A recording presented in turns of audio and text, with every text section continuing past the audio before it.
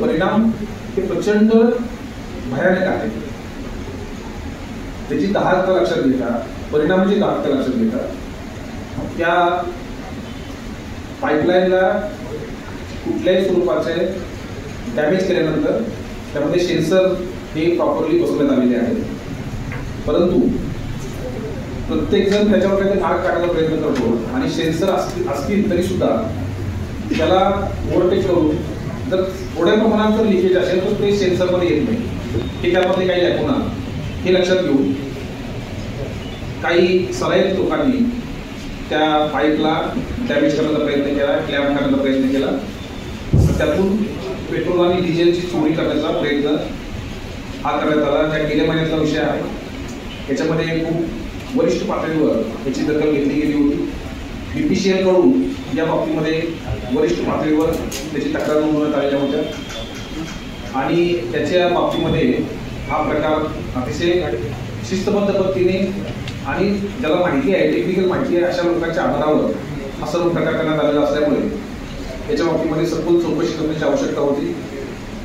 गेल्या आठवड्यामध्ये BPCLचे बरेच अधिकारी माझ्याकडे आले होते आणि आता गांभीर्य त्यांनी सांगितलं होतं की याच्यामध्ये जर अशा स्वरूपाचं काही सुरू झालं त्याच्यामध्ये एखादी भयानक मोठी घटना घडू शकते, त्याचे पर्यावसन हे कित्येक लोकांच्या जीवामध्ये होऊ शकतं। तर या गोष्टी होऊ नयेत आणि अशा प्रकारच्या चोरीला आळा बसावा, लोकांचं जीवनमान वाचावं, त्यातून कुठलीही घटना होऊ नये या दृष्टिकोनातून या घटनेकडे पाहिलं गेलं। याच्यासाठी विशेष टीम मनमाडचे प्रभारी अधिकारी SDPO यांनी या बाबतीमध्ये विशेष टीम स्थापन केलं आणि अतिशय शिताफीने या सगळ्या गोष्टीचा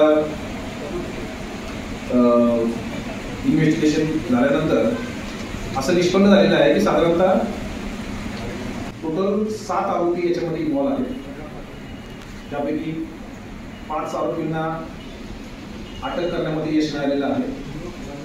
त्याचा जो संपूर्ण प्लॉट आहे कशा पद्धतीने केला या बाबतीमधली माहिती उपलब्ध झालेली आहे। त्यामधला जो मुख्य आरोपी आहे त्याला कल्याण या ठिकाणाहून, दुसरे गोवंडी मुंबई या ठिकाणाहून काही आरोपी उचललेले आहेत आणि 2 आरोपी हे लोकलचे आहेत। या लोकलच्या आरोपींना सुद्धा अटक करण्यात आलेली आहे। बाकीचे 2 आरोपी सुद्धा लवकरच अटक केली जातील।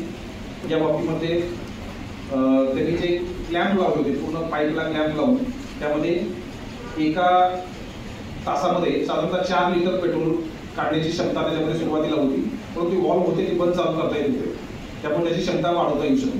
त्यामुळे सुरुवातीला त्यांनी टेस्टिंग टाईप केलेलं होतं आणि नंतर त्याच्यातून मोठ्या प्रमाणात पेट्रोलची आणि डिझेलची चोरी होण्याची शक्यता होती। याच्यामध्ये सुरुवातीलाच हा तपास लागलेला असल्यामुळे भविष्यात याच्यामधून होणारे मोठे जे रेपरकेशन आहे ते टाळण्यामध्ये मनमाड पोलीस आणि संपूर्ण आपले जे नाशिक ग्रामीणचे संपूर्ण LCP आणि इतर सर्व अधिकारी आहेत यांना याच्या बाबतीत यश मिळालेलं आहे।